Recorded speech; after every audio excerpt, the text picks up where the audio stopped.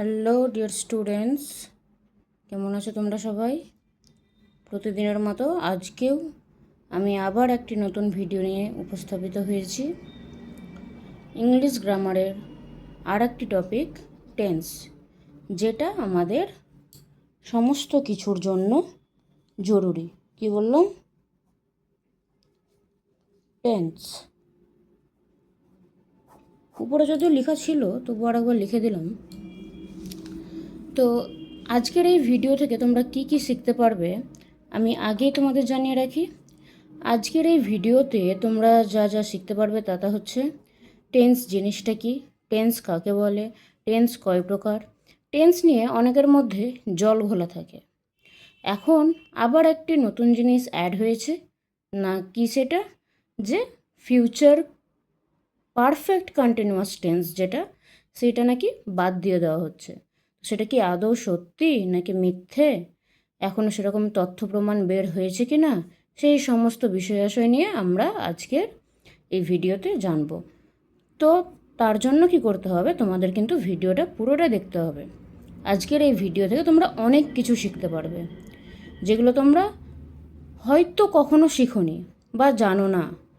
মনে করবে যে জানি, কিন্তু সত্যি জানো না যা যা শিখতে পারবে। তো ভিডিওটা স্কিপ না করে পুরোটা দেখার অনুরোধ রইল। পুরোটা দেখো, জানো, বুঝো। যদি ভালো লাগে তো লাইক, কমেন্ট, শেয়ার অবশ্যই করে যেও। সাবস্ক্রাইব করতে ভুলো না, কেমন?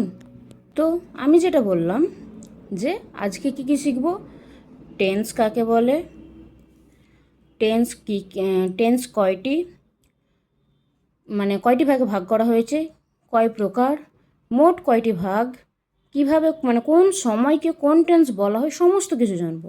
তো চলো শুরু করি। আর বেশি দেরি করব না, আর বেশি কথা না বাড়িয়ে চলো শুরু করা যাক। আজকের আমাদের বিষয় হচ্ছে কি, টেন্স।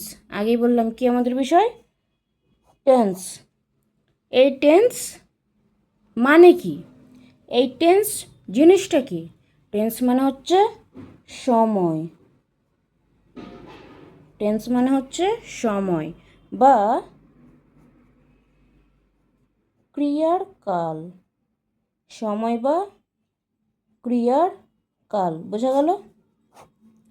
ক্রিয়ার কাল মানে যেই সময়টায়, মানে কোন সময় আমি কোন কাজ করছি, সেই সময়টাকে আমি কীভাবে ব্যাখ্যা করব ইংলিশে, সেটা তুলে ধরাই হচ্ছে ক্রিয়ার কাল, তাই তো? তো চলো 1 নম্বরে জেনে নিই টেন্স কাকে বলে।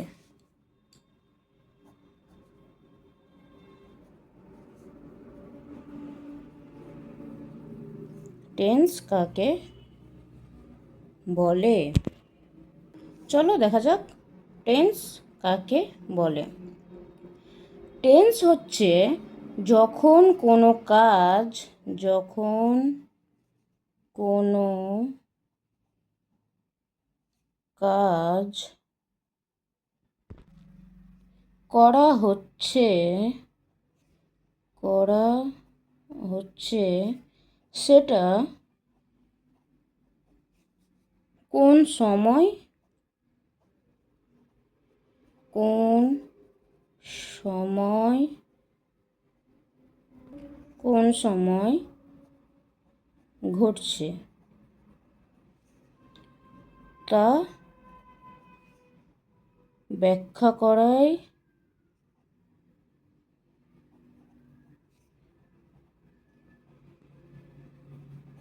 হচ্ছে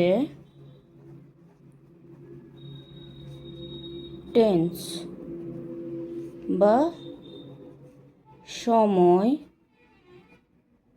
বা ক্রিয়ার কাল। সময় বা ক্রিয়ার কাল, ক্রিয়ার কাল, বুঝতে পারলে?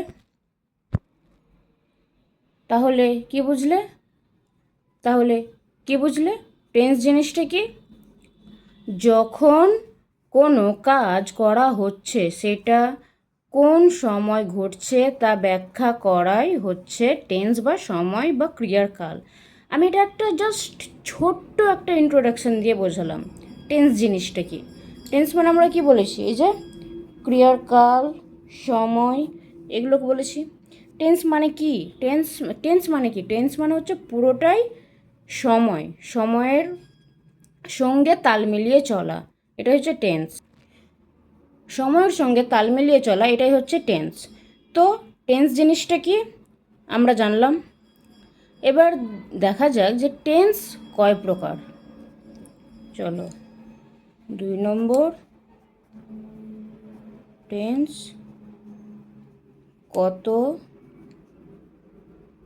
প্রকার? টেন্স কত প্রকার? টেন্স প্রধানত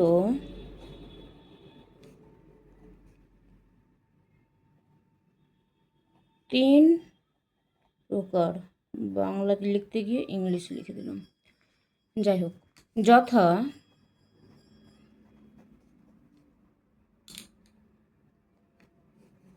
1 নম্বর কি? প্রেজেন্ট। 2 নম্বর পাস্ট। 3 নম্বর ফিউচার। আমি আবার ভুল করে পাস্ট লিখতে গেছিলাম, একবার তো লিখে দিয়েছি ফিউচার। তো যাই হোক, একটু ভুল ত্রুটি হয়েই থাকে মানুষ মাত্রই। চলো, তো প্রেজেন্ট, পাস্ট, ফিউচার মানে, প্রেজেন্ট মানে বর্তমান, পাস্ট মানে অতীত, ফিউচার মানে ভবিষ্যৎ। তাহলে আমরা যদি ডায়াগ্রাম হিসেবে বুঝতে চাই, ধরো টেন্স 3টি প্রকার।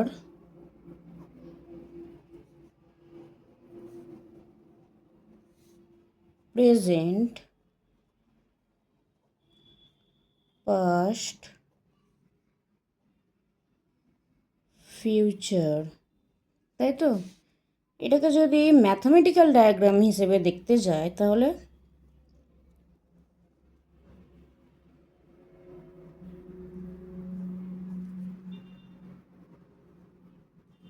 ফিফটি ডিগ্রিতে সবসময় চলছে।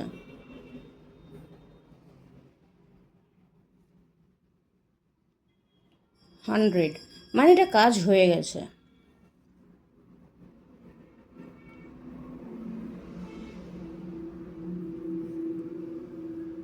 ওই 20 মতো ধরো, হবে, ভবিষ্যতে কাজটা হবে।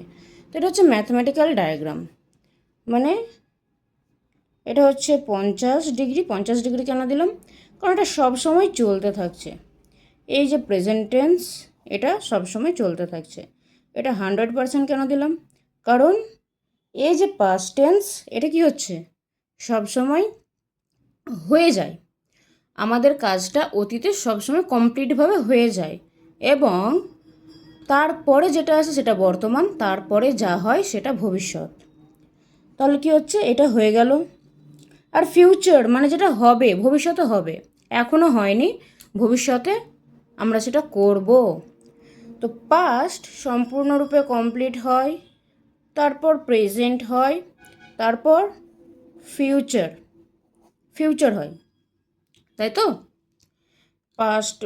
প্রেজেন্ট মানে বর্তমান, পাস্ট মানে অতীত, এটা মানে হচ্ছে ভবিষ্যৎ। বোঝা গেল? তো এটা আমরা বারবার জেনে নিলাম যে প্রেজেন্ট মানে বর্তমান, পাস্ট মানে অতীত, ফিউচার মানে ভবিষ্যৎ। তাহলে বর্তমানটা কি হয়? মানে 50 ডিগ্রি অ্যাঙ্গেলে, 50 ডিগ্রি অ্যাঙ্গেলে সবসময় আমাদের সাথে চলতে থাকে। আর আমরা এটাকে 100% কেন দিলাম? কারণ আমাদের জীবনে যা কিছু আমরা ফেলে আসি সেটা তো আমাদের হয়ে যায়, সে অর্ধেক হয়ে থাক বা সম্পূর্ণরূপে হয়ে থাক, মানে হয়ে গেছে মানে হয়ে গেছে, ব্যাস। তো সেই ক্ষেত্রে আমি এটাকে 100 দিলাম। আর এটা আমি হয় 20% দিয়েছি ঠিকই, বাট এটা 10%ই ধরো, বা 0%ও বলা যায়। 0%, 0 থেকে 10%-এর মধ্যেই থাকে। যে ভবিষ্যৎ হয়নি, এখনো হবে। প্রথমে কি হলো? অতীত হলো, তারপরে হবে বর্তমান, তারপর হবে ভবিষ্যৎ। মানে কি হলো, অতীত হলো, তারপরে হলো বর্তমান, তারপরে আবার হবে কি ভবিষ্যৎ। তো কিভাবে চাকাটা ঘুরছে বুঝতে পারছো? কিভাবে চাকাটা ঘুরছে? এই দেখো, পাস্ট, পাস্ট, প্রেজেন্ট,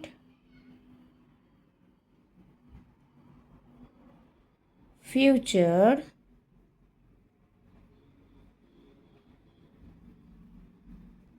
আবার কি হচ্ছে পাস্ট। Past, present, future. সাইকেলটা বুঝতে পারছো কীভাবে চলছে আমাদের জীবনে? সাইকেল, সময় সবসময় এইভাবেই চলছে। যদি আমি প্রেজেন্ট দিয়ে শুরু করি, প্রেজেন্টে কী হলো, পাস্টে হয়ে, প্রেজেন্টে কী হলো, প্রেজেন্টের পরে ফিউচার, ফিউচারের পরে ফিউচারটা হয়ে যাবে, তারপরে আবার সেটা পাস্ট, পাস্ট অতিক্রম করে এলাম, আবার কি হলো, প্রেজেন্টে ফিরে এলো। বুঝতে পারলে? তো বুঝে গেছো আশা করি। চলো এবার নেক্সট টপিকে যাওয়া যাক। এসো, চলো চলো এবার আমরা কি দেখব, প্রেজেন্ট টেন্স কাকে বলে, তাই তো? ওইখানে কত নম্বর গিয়েছে গো? 2 নম্বর। এখানে হবে এবার 3 নম্বরে।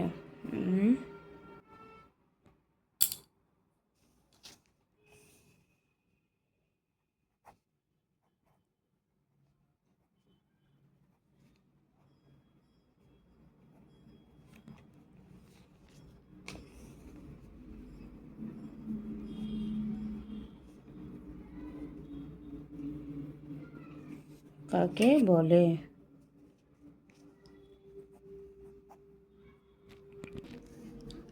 কাকে বলে প্রেজেন্ট টেন্স? যে কাজ আমরা প্রতিনিয়ত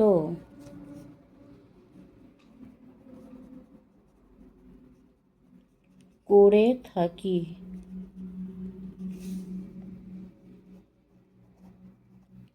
বা যে সময়টা আমাদের সাথে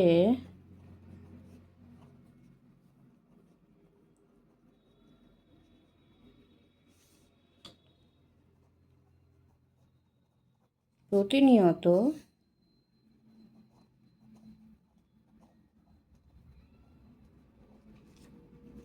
চলে বা ঘটে তাকে কি বলা হয়, কমা, তাকে tense, sorry, present tense, present tense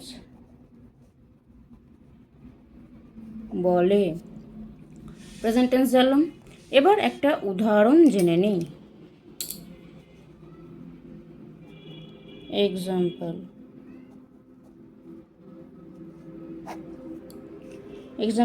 tense আমরা কি করি সাধারণত? টেন্স মানে কি? টেন্স মানে হচ্ছে বাংলা সময়টাকে আমরা ইংলিশে পরিবর্তন করি। বাংলাতে যে ক্রিয়ার কাল সেটাকে আমরা ইংলিশে ট্রান্সলেট করি, আর সেটাই হয়ে যাচ্ছে কি আমাদের কাছে টেন্স, তাই তো? তো টেন্সে আমরা কি করে থাকি, সাধারণত বাংলা থেকে ইংলিশে ট্রান্সলেট করে থাকি, এটা ট্রান্সলেটের ক্ষেত্রে। এবার অন্য ক্ষেত্রে হ্যাঁ টেন্স চেঞ্জ করাও যায়, যেমন এগুলোর যেমন আবার ভাগ রয়েছে, সেই হিসাবে টেন্স চেঞ্জ করাও যায়। তো আমি তোমাদের ভাগটা পরে শেখাবো। আগে এই জিনিসগুলো জেনে নিই, যে এই জিনিসগুলো কাকে বলে, কিভাবে হয়, সেগুলো আগে জেনে নিই, তারপরে জানবো এগুলোর ভাগ। ঠিক আছে? তো আগে একটা এক্সাম্পল দিয়ে বুঝে নিই যে প্রেজেন্ট টেন্স কাকে বলে। চলো,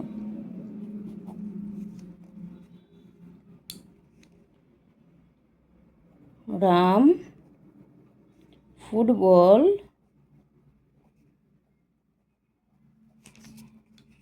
খেলছে।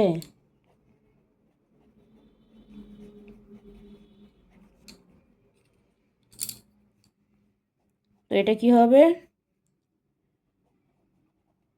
রাম প্লেজ ফুটবল, তাই তো, রাম প্লেজ ফুটবল। বোঝা গেল? বুঝতে পারলে? Ram plays football. তাহলে কি হলো এটা? আমরা এই বাংলাটা থেকে ইংলিশে লিখলাম, কি লিখলাম? Ram plays football. তাহলে এর রুলসটা কি হলো? রুলসটা কি হলো? এটা কি সাবজেক্ট প্লাস এটা কি ভার্ব প্লাস এটা হচ্ছে অবজেক্ট। রাম প্লেজ ফুটবল, তাই তো? এখানে ভার্ব 1 অথবা ভার্ব 5 বসবে। বোঝা গেল? তো আমরা এটা কোন টেন্সে শিখলাম? সিম্পল টেন্সে। কোন টেন্স গো? সিম্পল টেন্স বা ইনডেফিনাইট টেন্স। সিম্পল টেন্স বা ইনডেফিনাইট টেন্স। তাহলে মানে দুটোই একই। তোমাদের হয়তো অনেকের দুজনের নাম একজনের নাম দুটো রয়েছে, দুজনের নাম নয়, একজনের নাম দুটো রয়েছে। তো তেমন এই প্রেজেন্ট টেন্সেরও এই যেটা ভাগ, এই ভাগে দুটো নাম রয়েছে, হয় সিম্পল আর একটা ইনডেফিনাইট। তো প্রেজেন্ট টেন্সের প্রকারভেদ কটি? প্রেজেন্ট টেন্সের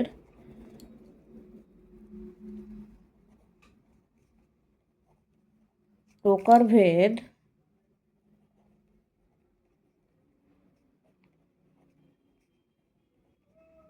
হচ্ছে 4টি। কয়টি? 4টি। যথা 1 নম্বর ওই যে বললাম সিম্পল বা ইনডেফিনাইট। চলো লিখি, সিম্পল বা ইনডেফিনাইট টেন্স। 2 নম্বর প্রেজেন্ট টেন্স। প্রেজেন্টটাই লিখতে ভুলে যাচ্ছি, দেখছো? Present tense. 2 নম্বর হচ্ছে present continuous tense.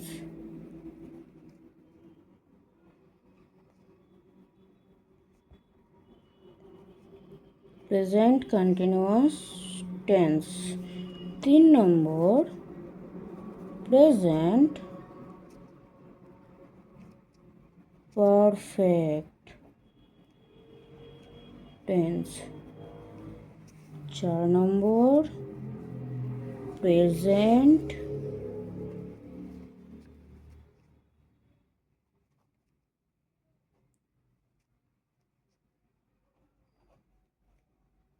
Perfect continuous tense. তাহলে কি হচ্ছে দেখো, আমাদেরকে মনে রাখার একটা ট্রিক শিখিয়ে দিই তোমাদের। অনেকের কী হয় যে এই যে 4টা টেন্স আমরা দেখছি, simple, indefinite, present tense, simple অথবা indefinite present tense, present continuous tense, present perfect tense আর প্রেজেন্ট পারফেক্ট কন্টিনিউয়াস টেন্স। এই হচ্ছে 4টা ভাগ। এই 4টা হচ্ছে প্রেজেন্ট টেন্সের ভাগ। শুধু প্রেজেন্ট টেন্সের নয়, পাস্ট, ফিউচার সবেরই রয়েছে। তো এই 4টা হচ্ছে প্রেজেন্ট টেন্সের ভাগ। তো অনেকের মনে থাকে না, কি বলে না বলে ভুলে যায়। ক্লাস 8-এর বাচ্চারা তবুও ভুলে যাচ্ছে। আমার ক্লাসে দেখি যে ক্লাস 8-এর বাচ্চারাও ভুলে যাচ্ছে টেন্স জিনিসটা কি। তো কীভাবে মনে রাখবে? এটা সিম্পল, জাস্ট সিম্পল। অনেকে কথায় কথায় বলে থাকো সিম্পল ব্যাপার, সিম্পল কাজ। তো এটা হচ্ছে সিম্পল হয়ে গেল। কন্টিনিউয়াস, এটা একটা মনে রাখলে, কন্টিনিউয়াস। আর এই যে এটা হচ্ছে পারফেক্ট। তো এটা অনায়াসে মনে থাকবে সিম্পল। মনে রাখতে হবে কি? কন্টিনিউয়াস আর হচ্ছে পারফেক্ট। তো এই দুটোকে যদি আমি জুড়ে দিই তাহলে হয়ে গেল কি? Perfect continuous. তাহলে হয়ে গেল কি? Perfect continuous. ব্যাস হয়ে গেল আমাদের টেন্স, একদম সোজা। তো আমরা প্রেজেন্ট টেন্স দেখে নিলাম। আমরা প্রেজেন্ট টেন্সের কোন ভাগটা দেখলাম আজ? প্রেজেন্ট সিম্পলের যে রুলস, সেই রুলসে আমরা এই যে টেন্সটা সেটা করে দেখালাম এবং তার যে রুলস সেটা এখানে তুলে ধরা হয়েছে। তো নেক্সট আমরা কি দেখব? Present continuous, present perfect continuous. তো যদি তোমরা এই বিষয়ে আরও জানতে চাও, আরও সহজভাবে জানতে চাও, তাহলে অবশ্যই আমাকে কমেন্টে জানাও এবং ভিডিওটি কেমন লাগলো তোমরা জানাও। এই ভিডিও থেকে তোমরা কী কী শিখতে পারলে না পারলে সেটাও জানাও। যদি এরকম আরও ভিডিও পেতে চাও তাহলে অবশ্যই পেজটিকে লাইক, কমেন্ট এবং শেয়ার করো এবং সাবস্ক্রিপশন করো, যেন আমি আরও উৎসাহ পাই তোমাদেরকে এরকম ভিডিও দেওয়ার জন্য। তো চলো, আজকের মতো টাটা।